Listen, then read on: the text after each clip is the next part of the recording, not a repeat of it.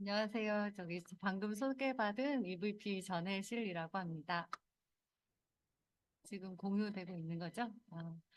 일단 오늘 저는 이제 줌 강의를 많이 해보지 않아서 그냥 편하게 이제 말씀드리려고 해요. 그래서 제가 이제 치과 실장으로도 근무를 하고 있는데 얼마 전에 저희 치과 식구 중에 한 명이 저한테 얘기하더라고요. 실장님 왜 이렇게 열심히 사세요?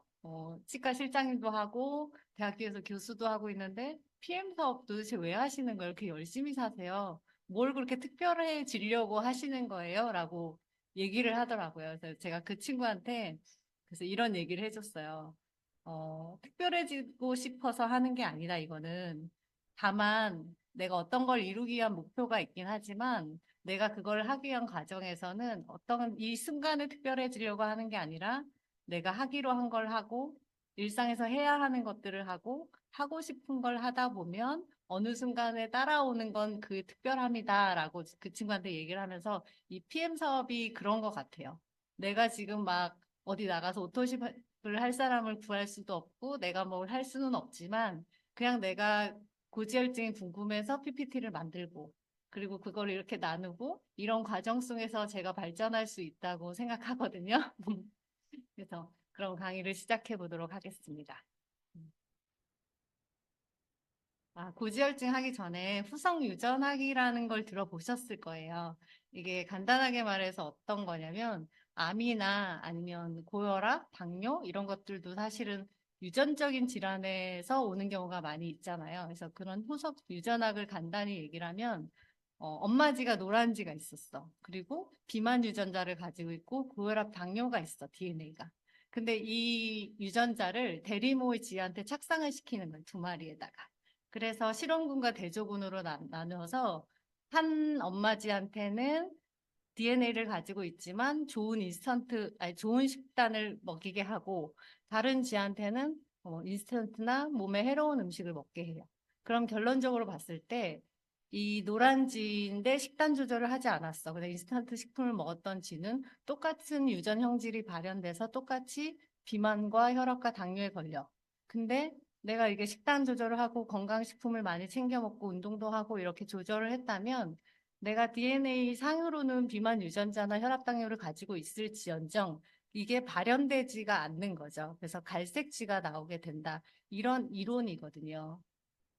또 하나의 예를 들어보면 어떤 엄마쥐한테 엽산을 적게 먹었어요. 그러면 그 쥐가 낳은 이새들은 단백질 변형으로 인해서 자궁 내막증이나 근골격계에 기형이 생기는 경우가 많다라는 거죠.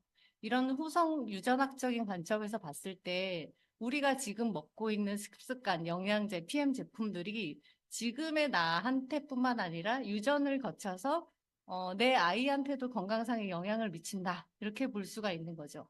근데 나는 벌써 아기도 낳고, 우리 애들도 다 컸어. 그래서 끝이 아니냐? 아니죠. 내가 20대, 30대의 자녀가 있다면 그분들한테도 PM을 먹어야 된다. 이런 얘기죠. 그리고 그분들이 이미 결혼했어. 그럼 그 손자, 손녀들한테도 우리가 PM을 전달해야 되는 이유이기도 하겠죠. 그래서 다 같이 읽어보시면 체질적으로 허약한 사람도 건강한 음식을 통해 타고난 정도 이상으로 건강을 회복할 수 있고 건강을 자신하는 사람도 식습관이 좋지 않으면 영원히 건강을 자신할 수 없다라는 거죠. 우리가 그래서 건강할 때 이렇게 PM 제품을 통해 건강을 지켜야 된다. 이런 얘기를 하고 싶은 거거든요.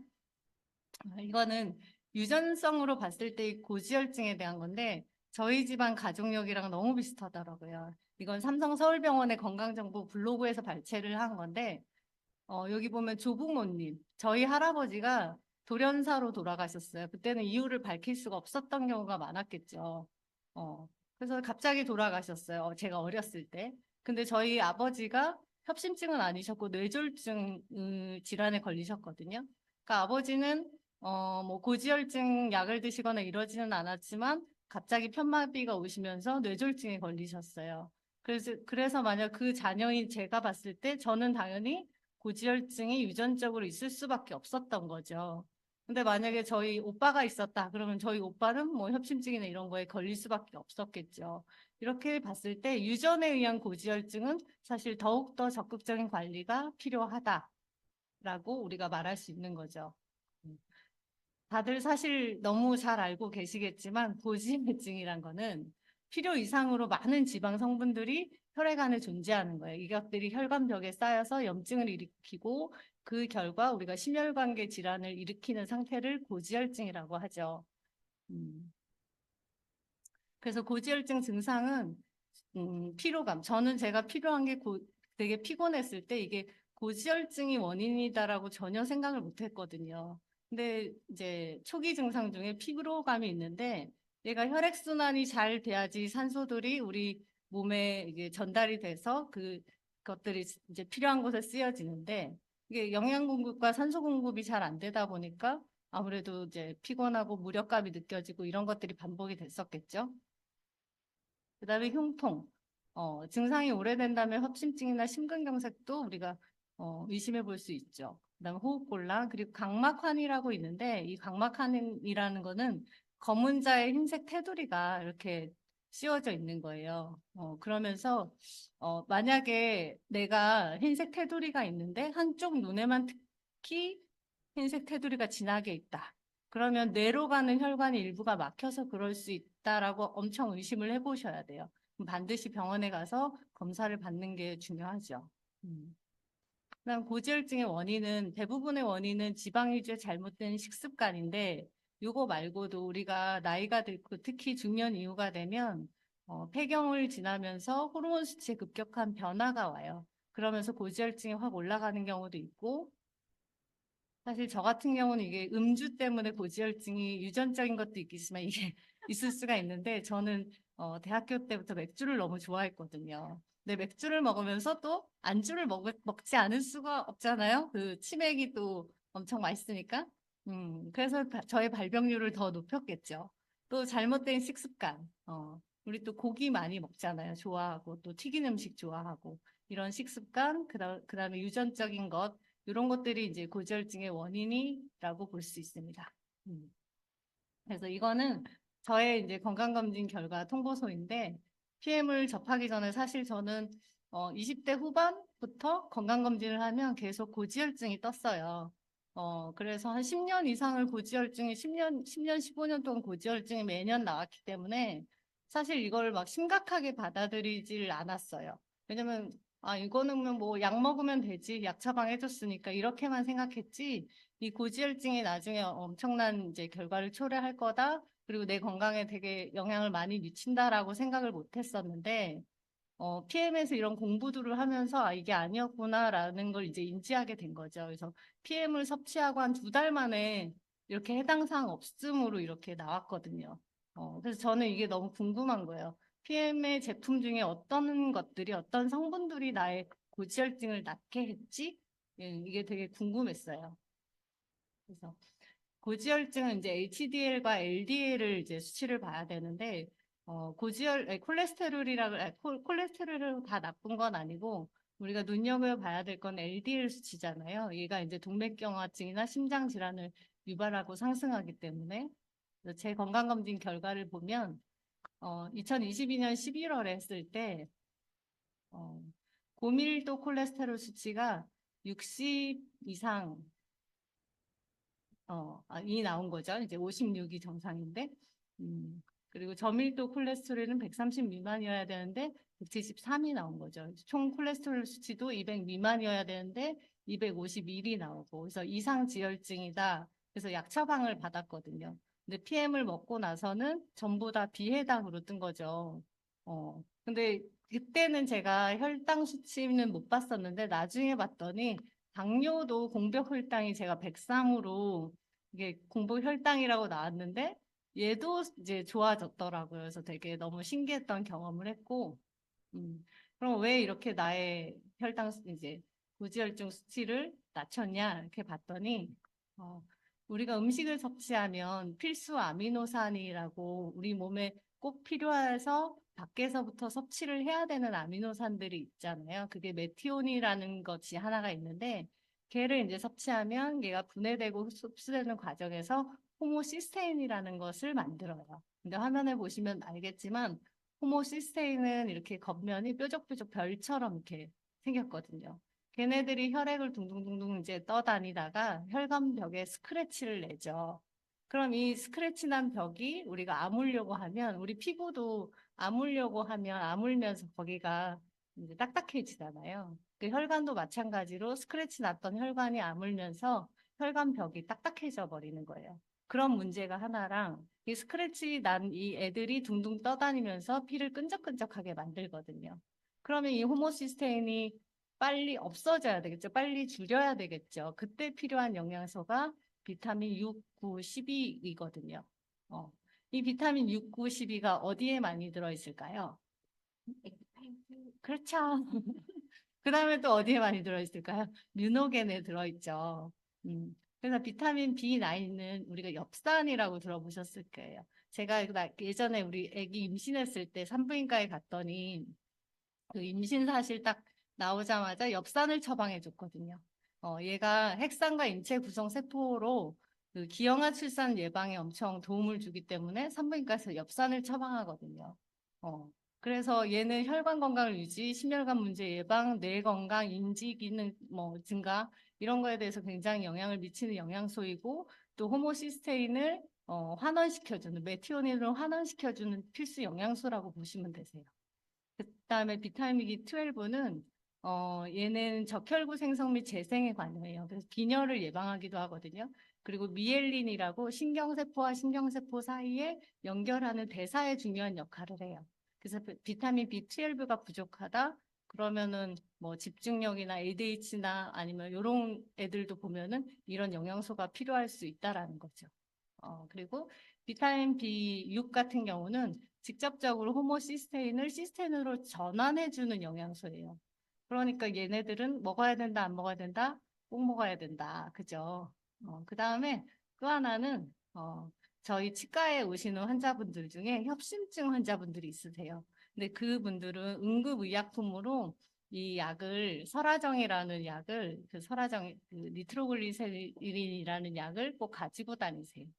그래서 목걸이나 뭐 시계나 이런 모양으로 해서 가지고 다니는데 우리 드라마에서 회장님들이 갑자기 스트레스 받아서 막 이렇게 쓰러지려고 할 때 갑자기 막 가방에서 약 막 이렇게 해가지고 막 털어서 막 넣으시잖아요. 그럼 이게 괜찮아지잖아요. 그런 약이거든요. 얘는 꿀떡 삼키면 다시 먹어야 돼요. 왜냐면 혀 밑에서 녹여서 먹어야 되는 약이거든요. 혀 밑에서 녹여야지 얘가 혈액을 통해서 빠르게 이렇게 전파를 하면서 심장에 산소를 확 공급해주는 그런 원리이기 때문에. 근데 얘는 산화질소가 엄청 많이 들어있는 약인 거예요. 약 성분 중에 하나가 산화질소인데 이 산화질소가 그만큼 혈관 탄력을 확 증가시키면서 심장에 산소를 빠르게 공급해주는 약이에요. 그만큼 산화질소가 굉장히 중요한데 우리 제품 중에 산화질소가 많이 생성되게 만드는 제품이 바로 뮤노겐이죠. 뮤노겐에는 산화질소를 생성을 만들어주는 L아르기닌뿐만 아니라 비타민 6, 9, 12가 같이 들어있어요. 음, 그래서 아까 이제 액티바이즈 얘기 나왔지만 액티바이즈는 저희가 6, 9, 12뿐만 아니라 비타민 B1, B2, B3, B5 뭐 여러 가지 영양소가 들어있으면서 에너지 생성과 대사 또 혈액 성생 및 기능 유지에 필요한 모든 영양소들이 다 들어있다고 보시면 돼요. 그다음에 뮤노겐은 우리가 하루에 2캡슐 먹고 있죠. 2캡슐로 엄청난 효과를 줄 수 있어요. 그래서 20대에는 우리가 혈관의 산화질소 생성량이 100%라면 40대가 되면 얘가 50%로 줄어요. 60대 이상부터는 80%로 줄어요. 그럼 내가 40대 이상이다. 그러면 얘는 꼭 먹어야 되는 거죠. 그래서 혈액순환에 도움을 주는 영양소는 이것뿐만 아니라 오메가3, 비타민 E, 비타민 C, 마그네슘, 우리 거의 3종의 오메가3 빼고는 사실 다 들어있잖아요. 이걸 꼭 챙겨 먹는 게 좋죠.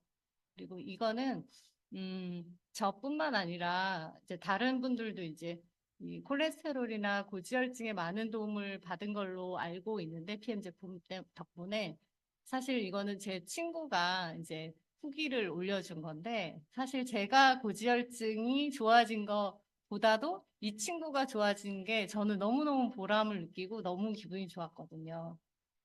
이 친구가 이제 자궁암 수술을 해서 자궁을 다 드러내면서 호르몬 약을 계속 복용을 하고 있었어요. 근데 건강관리에 엄청 신경을 많이 썼어요. 그래서 운동도 되게 열심히 하고 막 이랬는데 다른 거는 그래도 많이 호전이 됐는데 언니 이거 내 고지혈증 수치는 정말 안 좋아져 막 이러더라고요. 그래서 제가 이거 한번 먹어봐. PM 제품 진짜 좋아 하면서 먹기 시작했어요.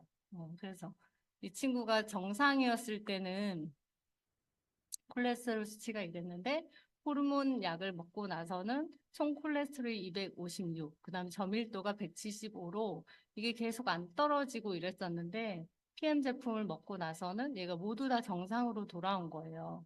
그러면서 이 친구가 병원 검진 갔다 오면서 지하철에서 저한테 카톡으로 언니 너무 고맙다. 언니 덕분에 이거 지질 수치가 완전히 정상이 돼서 교수님이랑 자기랑 깜짝 놀랐다. 이거 소개해줘서 너무 고맙다. 이렇게 카톡을 받았는데, 이래서 PM 사업을 하는구나. 이럴 때가 되게 보람이 느껴지는구나. 라는 걸 저한테 되게 느끼게 해준 친구거든요. 그래서 제 고지혈증 수치가 좋아졌을 때보다 저는 더 기분이 좋더라고요. 음. 그래서 제가 생각하는 독일 PM이 지향하는 것은 사실 저는 이렇다고 생각을 했어요.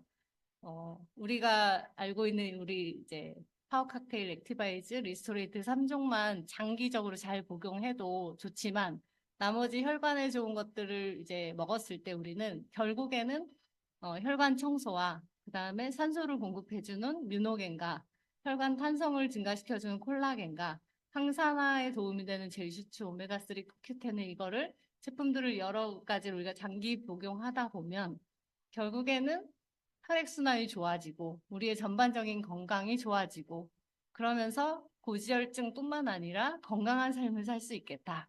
이런 결론을 저는 내려서 지금도 열심히 먹고 있고 사업도 열심히 하고 있습니다. 네, 감사합니다. 저기 다음